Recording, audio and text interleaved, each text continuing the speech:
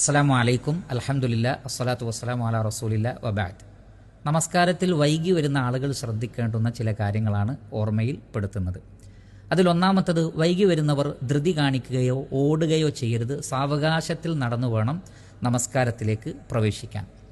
രണ്ടാമത്തത്, നിന്നുകൊണ്ട് തന്നെ തക്ബീറത്തുൽ ഇഹ്റാമിൽ പ്രവേശിക്കണം. അല്ലാഹു അക്ബർ എന്ന് പറയണം. ഇല്ലെങ്കിൽ നമസ്കാരം കിട്ടുകയില്ല. അത് നിന്നുകൊണ്ട് തന്നെ ആവണം. എന്നിട്ട് ഇമാം ഏതവസ്ഥയിലാണോ ഉള്ളത്, റുക്കൂയിലാണെങ്കിൽ റുക്കൂ, സുജൂദിലാണെങ്കിൽ സുജൂദ്, ആ സുജൂദിലേക്ക് പോകണം.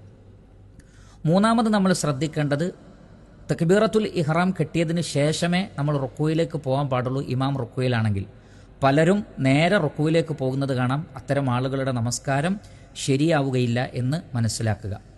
നാലാമത്, ഇമാം തല ഉയർത്തുന്നതിന് മുമ്പ് തന്നെ റുക്കൂയിലേക്ക് പോകാൻ നമുക്ക് സാധിക്കണം. എങ്കിൽ ആ റക്അത്ത് നമുക്ക് കിട്ടിയതായി പരിഗണിക്കും.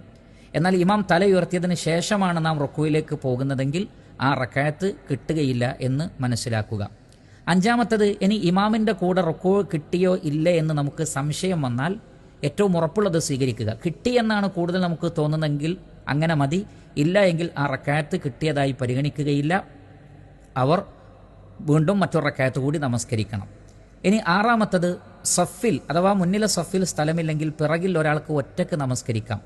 ഒറ്റക്കായതുകൊണ്ട് നമസ്കരിക്കാൻ പറ്റില്ല എന്ന ധാരണ തെറ്റാണ്. മുന്നിലെ സഫിൽ സ്ഥലമില്ലെങ്കിൽ പിറകിലെ സഫിൽ ഒറ്റക്ക് നമസ്കരിക്കാം.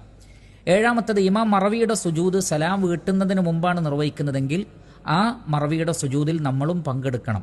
ഇമാമിന് തെറ്റുപറ്റിയപ്പോൾ നാം അവിടെ ഇല്ല എന്നത് പ്രശ്നമല്ല. സലാം വീട്ടുന്നതിന് മുമ്പാണെങ്കിൽ നമ്മൾ അതിൽ കൂടണം. എട്ടാമത്തത്, സലാം വീട്ടിയതിന് ശേഷമാണ് മറവിയുടെ സുജൂദ് ഇമാം ചെയ്യുന്നതെങ്കിൽ നമ്മൾ അതിൽ പങ്കെടുക്കേണ്ടതില്ല.